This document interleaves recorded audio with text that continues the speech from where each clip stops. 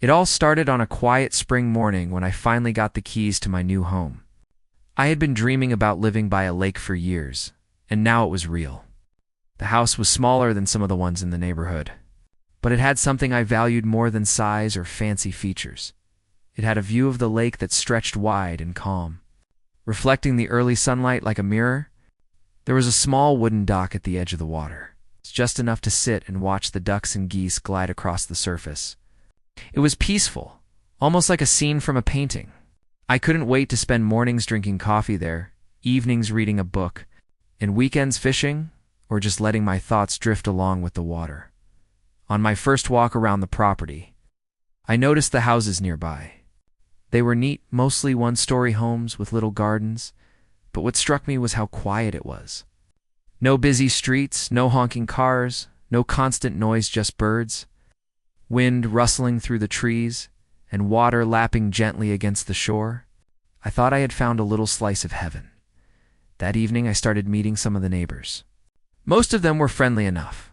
A couple of them waved as I carried boxes from my car, and an older gentleman even offered a few tips about the lake where the fish like to hide, the best spot to catch them, and a story or two about the old days when the lake had been less developed. Everyone seemed calm and easy to talk to. I felt like I was finally part of something quiet and nice, a community where people respected each other and the natural beauty around them. Then I met Karen. I didn't realize it at first, because at first glance, she seemed like any other neighbor. She was in her mid-40s, dressed in a neat outfit, and had an air of authority about her. But something about the way she looked at the lake made me uncomfortable. I remember the first time she spoke to me. I had been standing on my dock, enjoying the sunset, when she appeared at the edge of her property, waving. I waved back politely, thinking she just wanted to say hello. "Hello there," she said, her voice bright but firm. "I see you're enjoying the lake. Just so you know, that part over there," she pointed toward, a section near my dock, "is really not for everyone." I blinked, unsure what she meant. "Oh. I thought the lake was public," I said, trying to keep my voice friendly. She laughed lightly, but there was no warmth in it. "Well, the Homeowners Association has rules. Some areas are more for certain people. You'll figure it out soon enough." She smiled again, but it didn't reach her eyes. Then she turned and walked away, leaving me confused and a little unsettled. I shrugged it off at first. Maybe she was just being protective of her property, I thought. People have boundaries, right? But over the next few days, it became clear that her boundaries were extreme. I went for a walk along the shore and noticed a small sign she had put up near a part of the lake I had been thinking about using for fishing. It said, "Private area, no trespassing." I frowned. I had done my homework before buying this house. The property lines and lake access were clearly public for residents, and the HOA documents confirmed that everyone in the community had equal rights to the lake. But seeing the sign made my stomach twist. It wasn't just a polite request. It felt like a challenge. The first small confrontation happened a few days later. I was sitting on my dock, quietly casting a fishing line, when I heard her voice again. "You shouldn't be over there," she said, standing near the edge of her property. "That's not for you." I kept calm, trying not to show irritation. "I've checked the HOA rules," I said. "This part of the lake is accessible to everyone in the community. I'm not trespassing." She gave me a sharp look, like I had said something offensive. "Well, I don't care what the rules say. Some things are better left to common sense. You should really consider moving your dock a bit. It's too close." I was taken aback. This was my property, and she had no legal right to tell me what to do. But I didn't want to escalate things immediately. I nodded politely and said, "I'll think about it," though I had no intention of moving anything. As she walked away, I could feel her eyes on me, watching, judging, waiting for a mistake. Over the next few weeks, the tension grew. Karen became a constant presence, even when she wasn't there physically. Every time I walked along the shore, I found another sign or another complaint filed with the HOA. One morning, I noticed a row of tiny barriers at the water's edge, like she was trying to mark off the lake as her own. My heart sank. This wasn't just about rules or property lines anymore. It felt like a personal war. Despite her antics, I tried to keep things normal. I still fished, read by the water, and even tried to wave politely when neighbors asked if I needed anything. Some neighbors started whispering about her behavior. "She's always like this," one said. "Territorial, controlling, you'll see." But others didn't want to get involved.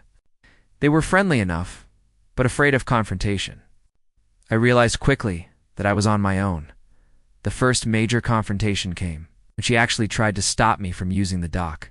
One afternoon, I was sitting with a book, the sun warm on my back, when I saw her approaching with a notebook in her hand. She looked serious, almost angry. "You can't be here," she said firmly. "I've called the HOA, and they agree this area needs to be restricted." I stared at her, shocked. "Excuse me? You called the HOA for sitting on my dock?" "Yes," she said, flipping through her notebook. "I have records, dates, photos. You need to move." I felt my patience starting to wear thin. I had all the documents I needed to prove that this was my right. I stayed calm and said, "Actually, I have proof as well. This dock is within my property, and the lake access is public. I will be contacting the HOA myself to clarify everything." Her face turned red, and she stepped closer, her voice rising slightly. "You think you can just show up and take over what isn't yours? I won't let you ruin this place." I could see neighbors watching from their windows, some curious, some concerned. But I refused to back down. I realized then that Karen wasn't going to be reasonable. She was used to having her way, controlling her little corner of the world. And anyone who challenged her would be met with hostility. Over the next few days, things got worse. She left notes on my door, called the HOA multiple times, and even confronted me in front of other neighbors. But I stayed calm. I started keeping a detailed record of every encounter, dates, times, what she said, photos of signs she put up, and emails to the HOA. Every time she tried to intimidate me, I added another entry. It became almost like a game, keeping track of her actions and preparing for the moment I could prove she was in the wrong. One evening, as I was sitting on the dock watching the sunset, I realized how surreal everything had become. The lake, which had once felt like a private escape, now felt like a battleground. I had to remind myself why I had moved here in the first place, to enjoy the beauty, the peace, and the calm of the water. I refused to let her ruin that. But I also knew that patience and strategy would be key. Acting impulsively could make things worse. That's when I started thinking about the bigger picture. Karen wasn't just a difficult neighbor. She was someone who thrived on control and conflict. If I wanted to keep my home and my lake, I would need to be methodical, careful, and smart. I couldn't rely on anger or confrontation. I needed evidence, allies, and a clear understanding of the rules. I needed to make sure that when the time came, I could prove not only my rights, but also her overreach. Despite the stress, there were moments of peace. Early mornings when the mist hovered over the water, or quiet nights when the stars reflected on the lake like tiny diamonds, reminded me why I had chosen this home. I focused on those moments, letting them keep me grounded while I navigated the growing tension with Karen. By the end of the first month, it was clear that things were escalating. Karen had crossed the line from being territorial to being confrontational and aggressive, but I felt ready. I had started gathering information, talking to other residents discreetly, learning everything I could about HOA rules and property rights. I wasn't going to let fear control me. I wasn't going to be bullied. This lake was as much mine as anyone else's, and I intended to protect it. The quiet mornings on the dock became planning sessions. I reviewed emails, documented incidents, and even made a simple map of the lake, marking areas she had tried to claim as her own. Each note, each photo, each recorded moment of her erratic behavior became part of a growing collection. I knew that eventually it would all come together. Karen might be loud, angry, and confrontational, but with patience and preparation, I could show the HOA and anyone else watching that she had gone too far. As I sat on the dock that evening, the sun sinking low over the water, I felt a strange mix of frustration and determination. frustration at having to deal with someone so unreasonable, but determination to protect my home and my peace. The lake had brought me here, and I wasn't about to let anyone take that away. This was just the beginning of what would become a test of patience, courage, and strategy. And deep down, I knew that if I handled it right, I could not only keep my lake, but also hold her accountable for all the chaos she had caused. It was a quiet night, but the battle lines had been drawn. I didn't know how it would end, but I was ready to face it head on. The lake, the house, and my peace of mind were worth it. And somewhere deep down, I felt a strange excitement. This wasn't just a fight over land. It was a chance to prove that reason and calm could win against aggression and madness. And so, the first chapter of this conflict closed with the lake still calm, the dock still mine, and Karen growing more restless with every passing day. After the first month, it became clear that Karen was not going to let things rest. She had made her intentions obvious. She wanted control over the lake, no matter what. Every day seemed to bring a new surprise, some small act of intimidation, a fresh complaint, or another sign appearing along the shore. At first, I tried to ignore her, telling myself that she would eventually tire herself out. But it soon became obvious that this was not a phase. It was her way of life. She thrived on confrontation and had no intention of backing down. One morning, I woke up to find that she had placed an elaborate private property marker almost directly on my dock. The sign was bold, printed professionally, and planted firmly into the ground. It read something like, "Unauthorized access prohibited, HOA enforcement pending." I could hardly believe it. My dock was clearly within my property lines, and I had paid for the land and the structure. This wasn't just a minor complaint anymore.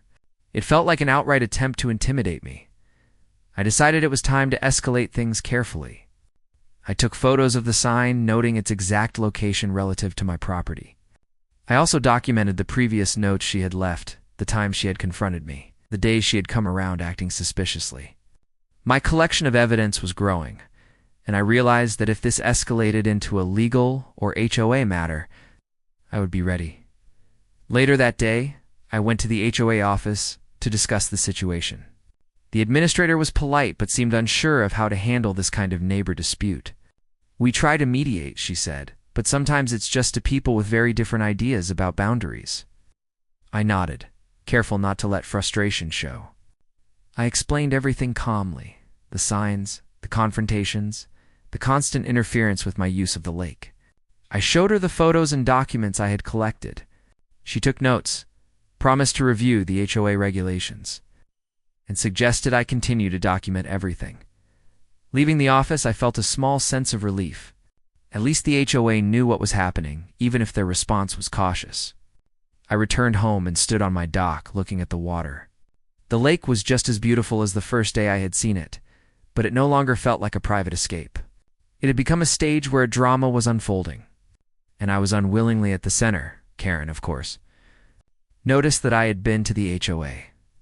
That afternoon, she appeared at the edge of her property, her face red with fury. She waved a printed page in her hand, an email she claimed to have received from the HOAC. She shouted, "Even they agree with me. You shouldn't be here." I took the page from her calmly.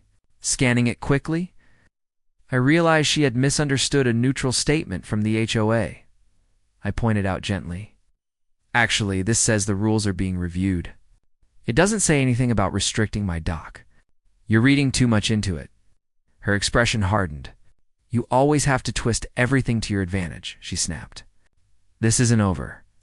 And she was right, it wasn't over. That week, the small annoyances became more aggressive. One morning, I found that my dock had been partially blocked with a row of heavy logs. Someone, almost certainly Karen, had placed them in a way that made it difficult for me to step onto the dock safely. I carefully moved the logs aside, taking photos of their placement. Knowing that this would become an important part of my documentation, neighbors started noticing the tension as well. Some whispered as they passed by, "She's really losing it," one said. "I don't know how you're handling it." I appreciated the support, even if it was just quiet words behind closed doors. Others avoided looking at me entirely, afraid of becoming involved. I realized that while the community appeared peaceful, beneath the surface, many were wary of Karen's behavior. It wasn't just about signs and logs anymore. Karen's interference began creeping into everyday life. She would drive slowly past my property, staring as if she were measuring how I used the lake. She made snide comments to other neighbors when they saw me outside, and on more than one occasion, she tried to involve children and pets in her complaints, making her actions seem even more unreasonable. I stayed calm, knowing that any emotional reaction could give her more leverage. By the second month, I developed a daily routine that balanced enjoying the lake and protecting my rights. I would spend mornings walking the perimeter, making sure nothing had been altered or damaged overnight. I kept a journal of every interaction with Karen, no matter how small. In the afternoons, I would spend time on the dock, reading, fishing, or just enjoying the view, while keeping an eye on her movements. This careful observation helped me anticipate her next move and respond logically rather than emotionally. One afternoon, I decided to test the waters literally and figuratively. I invited a few neighbors to join me on the dock for coffee and a chat.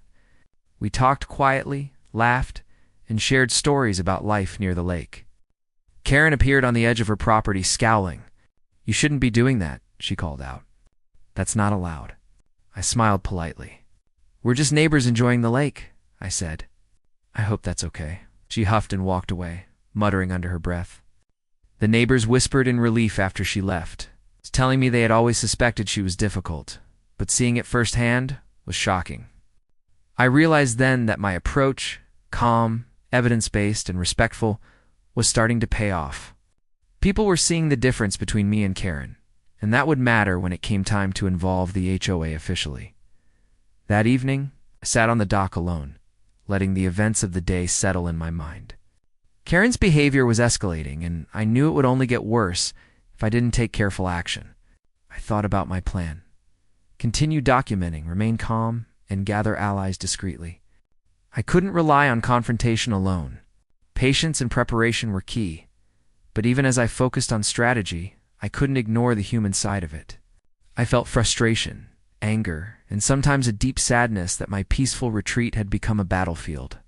I reminded myself that Karen's behavior was about control and fear, not about me personally.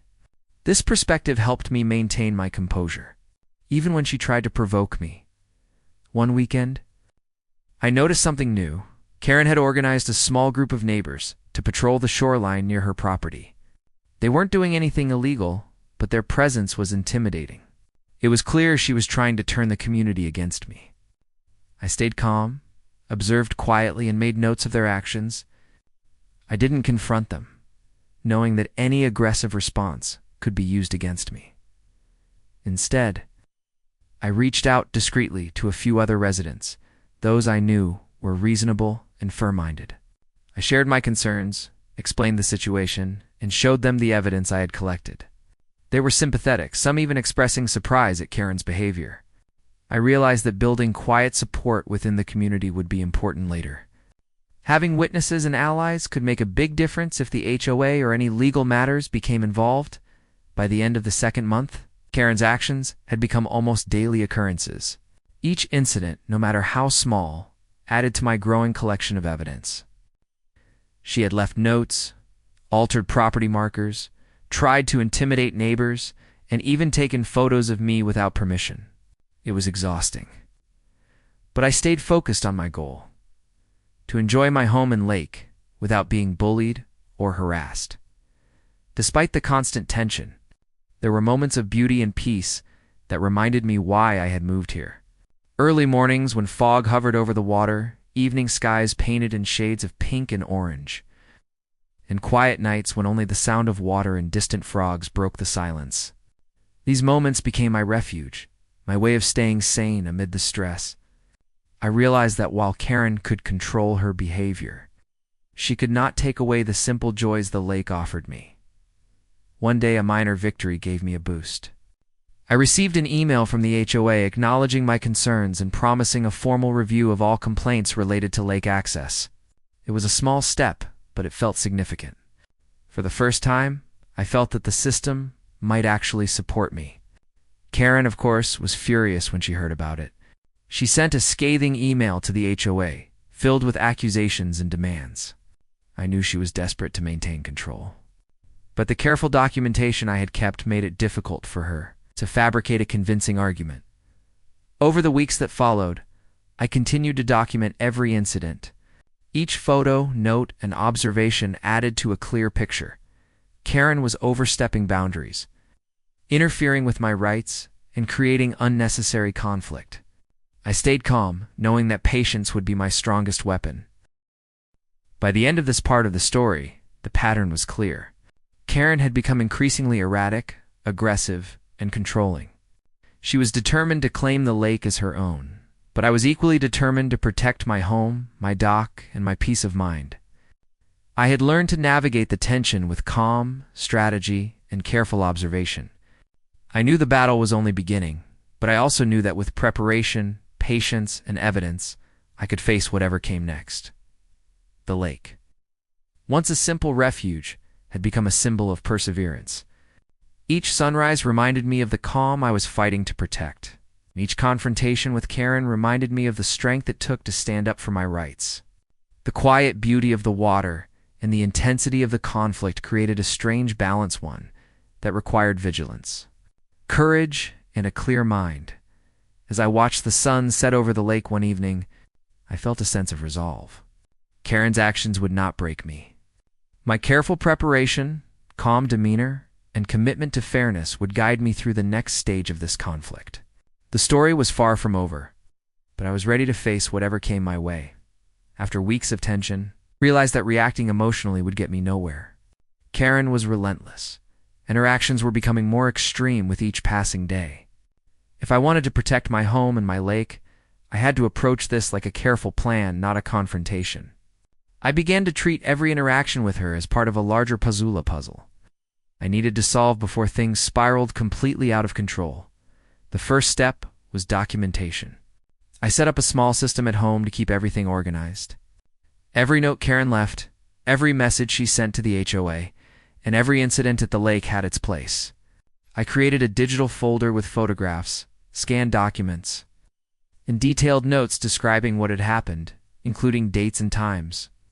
I even started keeping a notebook at the lake with handwritten observations, noting everything from the placement of signs to the times she appeared near my property.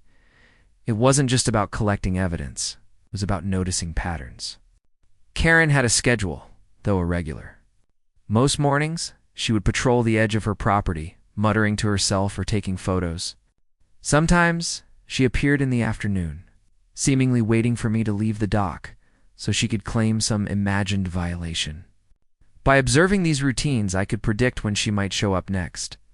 Giving me time to prepare or avoid unnecessary conflict, I also began to research the laws and rules that governed lake access and property rights. I read the HOA guidelines carefully, line by line, making notes about any vague sections or loopholes that could be used against me. I even spent an afternoon at the county office, asking questions about property lines, access rights, and legal protections for homeowners. Every detail I learned was another tool in my growing arsenal. Knowledge, I realized, could be just as powerful as evidence.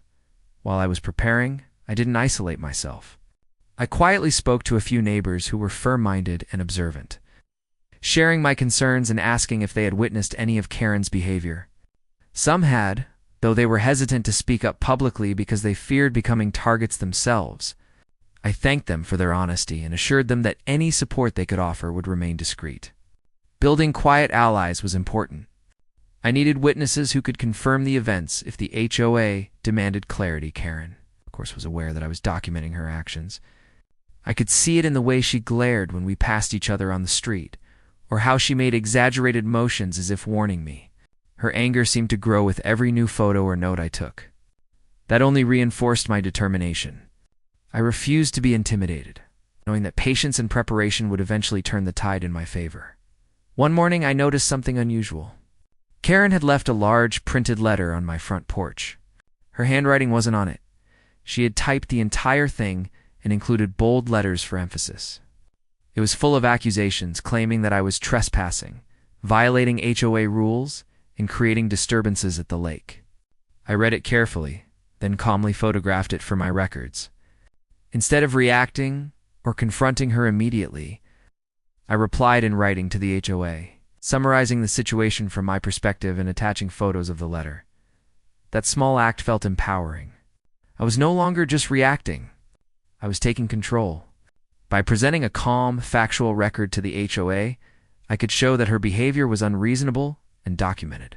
I also realized that keeping a cool head would make any eventual confrontation far more effective. Anger and emotion might feel satisfying in the moment, but evidence and strategy win the long game. Over the next few weeks, the situation escalated in small, calculated ways. Karen began leaving objects near my dock branches, stones, even garden tools, as though trying to claim space without directly confronting me. I carefully removed them, documenting each occurrence. One morning I found her standing at the water's edge, pretending to measure distances with a tape. When I asked what she was doing, she claimed she was ensuring safety, but the truth was obvious. She was trying to intimidate me and make it seem like I had done something wrong.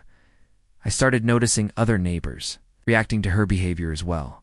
Some gave sympathetic smiles, while others whispered about her obsession with control.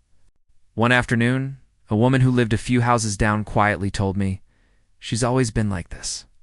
You're brave for standing your ground." That simple acknowledgement, though discreet, reminded me that I wasn't completely alone. Other people saw what was happening, even if they were afraid to intervene directly. One particularly tense day, Karen appeared with a small camera, taking photos of me while I was fishing. I froze for a moment, unsure how to respond, but then I remembered the evidence I had already collected. I calmly waved and smiled, then moved to take a photo of her in return. She scowled, realizing that her actions were being recorded just as carefully as mine. That moment taught me something important. Sometimes, confidence and calm in the face of provocation are as powerful as legal arguments. Karen thrived on fear, but she couldn't manipulate me if I refused to react emotionally. I also realized that timing mattered.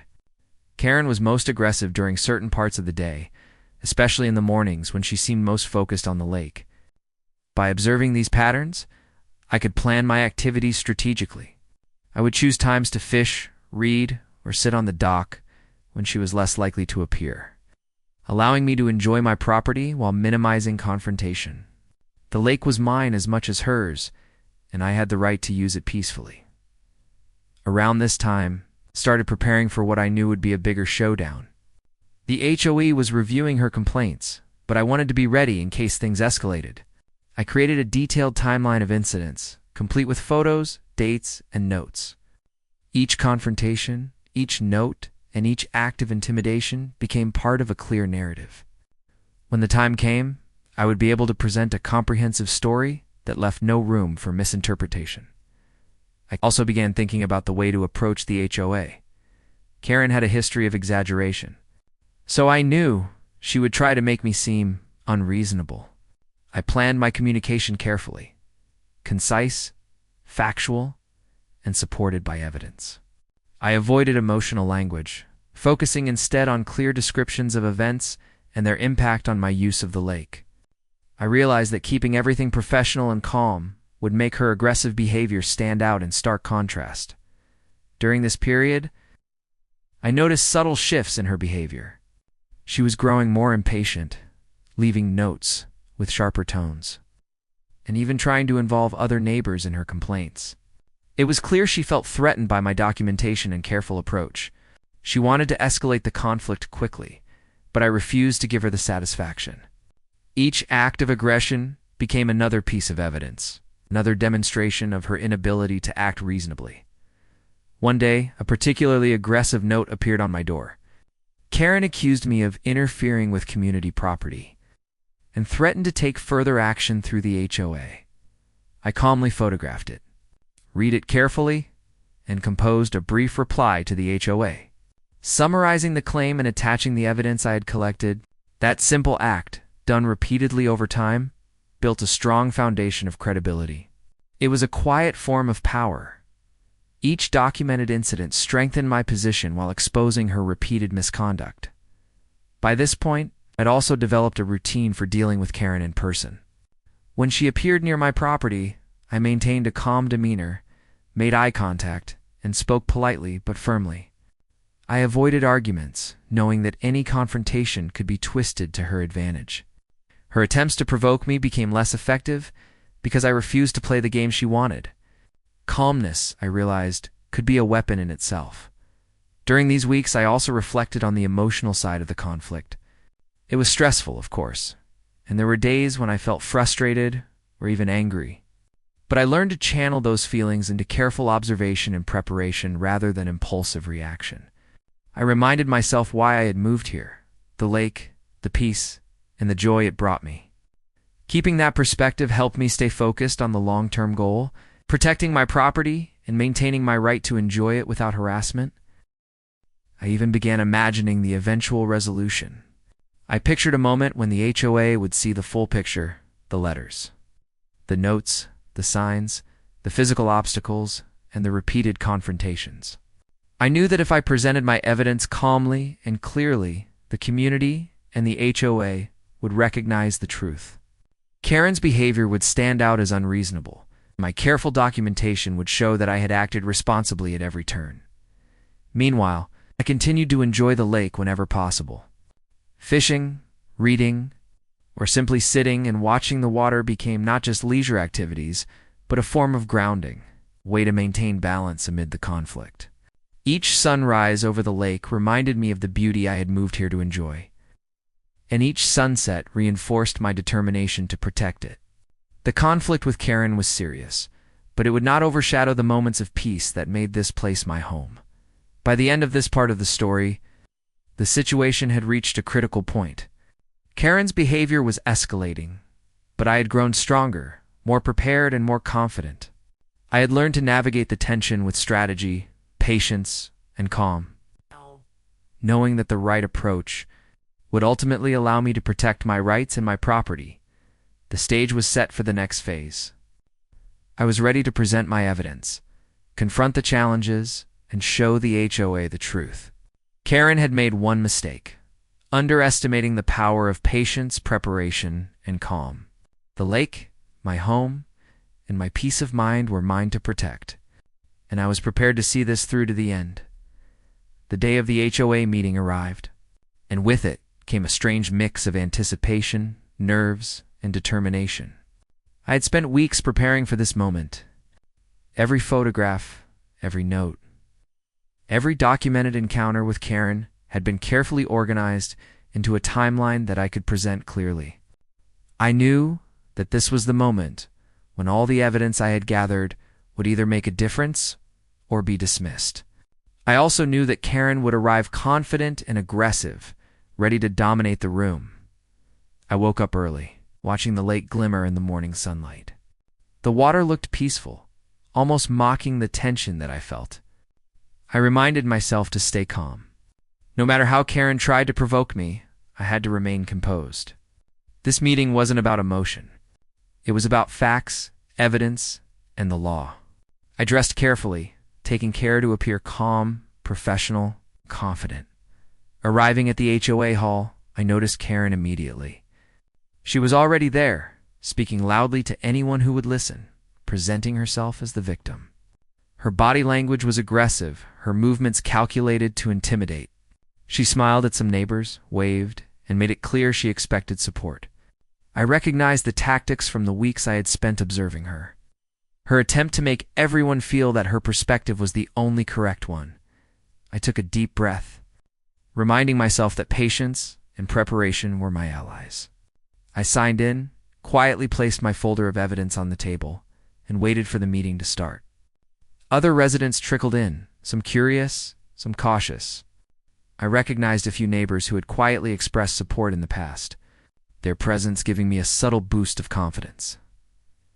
The meeting began with the usual formalities, introductions and procedural remarks.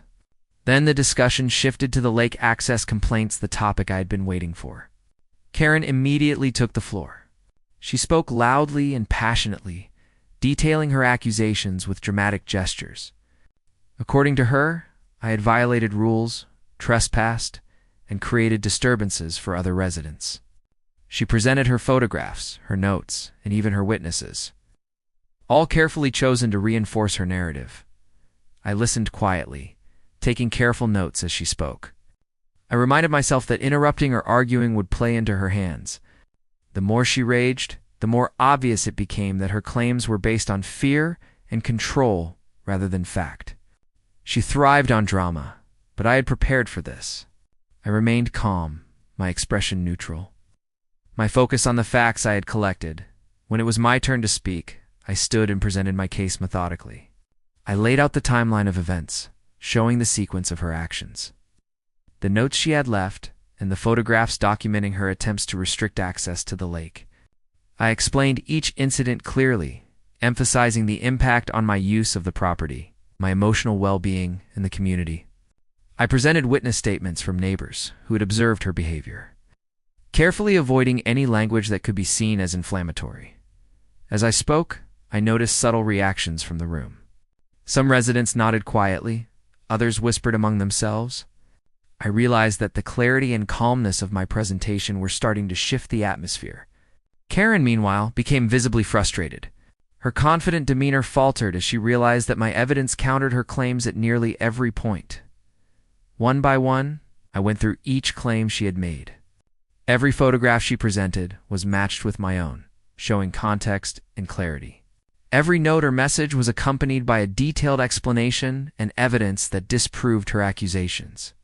The room became quiet, the tension shifting as facts replaced emotion.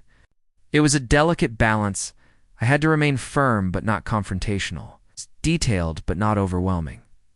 Karen tried to interject at several points, her voice rising with frustration. She attempted to twist minor details, exaggerate incidents, and paint me as unreasonable. But the more she spoke, the more obvious it became to the HOA members and residents that her actions were motivated by control and obsession, not genuine concern. I responded calmly when necessary, providing clarification without arguing. My composure contrasted sharply with her growing agitation. By the middle of the meeting, the room had shifted. Neighbors who had been hesitant to speak now quietly nodded in agreement with my points. The HOA members, who had initially seemed cautious, were paying close attention to the evidence and the logical presentation. Karen, once the center of attention, began to falter. Her words became sharper, her tone defensive. I could see the realization in her eyes that her tactics were not working as she had hoped. At one point, she accused me of using the meeting to manipulate everyone. I paused, took a deep breath, and replied calmly, "I am here to present the facts with evidence. I am not trying to manipulate anyone. I am asking the HOA to consider the reality of what has happened and make a fair decision." My voice was steady, and the simplicity of the statement carried weight. The room responded with quiet acknowledgement finally. Reason was speaking louder than emotion. As the discussion continued, I presented my timeline of incidents. From the first note Karen had left on my door, to the signs she had posted, to the objects she had placed near my dock, I showed a clear pattern. Each act demonstrated repeated attempts to intimidate and control, not isolated misunderstandings. The evidence painted a picture of someone unwilling to follow rules, someone who had escalated a minor conflict into a sustained campaign of harassment. The HOA members asked questions, carefully, professionally. I answered each one with clarity, citing dates, photos, and documented interactions. At no point did I speculate or express anger. I spoke only of observed facts, maintaining a tone of professionalism that contrasted sharply with Karen's emotional outbursts. Each question answered further strengthened my position, and I could sense the balance of opinion in the room shifting. Karen attempted one final strategy. She tried to involve other residents as witnesses, calling them forward to support her claims. Some hesitated, unsure of the full truth. Others quietly shook their heads, unwilling to participate. One neighbor, who had previously been quiet, spoke up in my favor, recounting an incident where she had observed Karen behaving aggressively without provocation. That moment was pivotal. The room now had direct testimony. Contradicting her claims, I continued with the final part of my presentation, summarizing the impact of Karen's actions, the constant intimidation, the repeated interference with my property rights, and the effect on my daily life. I emphasized that this was not a minor dispute. It had created stress and disruption in what should have been a peaceful neighborhood. I concluded with a simple, factual request: recognition of my rights to lake access, and a formal acknowledgement that Karen's actions had been excessive and inappropriate. The room was quiet for a long moment. Karen's confident posture had collapsed into visible frustration and disbelief. She tried to speak again, but the HOA chair gently reminded her that the time for discussion was over, and that they would deliberate based on the evidence presented. She left the floor fuming, muttering under her breath, but unable to counter the clear, documented reality. The HOA members convened privately for a short period. When they returned, the atmosphere had changed. They addressed the room formally, noting that the evidence provided by both sides had been carefully reviewed. They recognized that my documentation was thorough, clear, and consistent. While Karen's claims contained exaggerations and lacked corroborating evidence, the decision was announced. My rights to lake access were fully recognized. Karen was instructed to remove all signs, barriers, and objects she had placed, and her complaints were formally noted as excessive and disruptive. The HOA emphasized that future violations would result in fines or other enforcement measures. Relief flooded through me as the room reacted. A few neighbors clapped quietly, some nodded with smiles, and even those who had been hesitant seemed satisfied with the fairness of the outcome. Karen, meanwhile, was visibly shaken. Her attempt to dominate the situation had failed, and there was no immediate recourse she could take. She left the meeting abruptly, her anger evident, but her power diminished. As I left the HOA hall, I felt a mixture of relief, triumph, and exhaustion. The weeks of careful preparation, documentation, and patience had paid off. I had not only protected my rights, but also exposed the extent of Karen's aggressive behavior. The lake, my dock, and my peace of mind were once again secure. Returning home, I walked slowly to the dock. The sun was dipping low over the water, casting long reflections across the surface. It was peaceful, just as I had remembered in the first days of moving in. The tension that had clouded the lake for weeks seemed to lift with each step. I sat down on the edge, letting my feet dangle over the water, and breathed deeply. The battle was not just over access to Property 8, was a test of patience, strategy, and calm in the face of aggression. And for now, I had one. I reflected on what had made the difference. Karen had relied on intimidation, exaggeration, and emotion to control the situation. I had relied on careful documentation, calm communication, and strategic planning. That contrast had been decisive. By staying composed and organized, I had turned a seemingly hopeless confrontation into a clear victory. Even as the evening settled into darkness, I remained vigilant. Karen's presence in the neighborhood would not disappear entirely, and I knew she might attempt other forms of disruption. But the clear record I had built, and the HOA's formal decision meant that any future attempts would be met with firm resistance. I could enjoy the lake without fear, knowing that my actions had established a boundary that could not easily be crossed. Sitting there, watching the water shimmer in the fading light, I allowed myself a quiet moment of satisfaction. Weeks of stress, planning, and careful observation had culminated in this moment of clarity. The lake was calm, the dock was mine, and my rights had been formally recognized. It was a victory not just over Karen, but over fear, uncertainty, and the feeling of being powerless. The next morning, I walked along the shore and noticed Karen peering from her property. She did not approach, did not leave notes, and did not attempt to intimidate. The difference was subtle, but significant. The power dynamic had shifted. I had taken control not through aggression, but through patience, preparation, and reason. That realization brought a profound sense of relief. As the days passed, the neighborhood slowly returned to its previous quiet rhythm.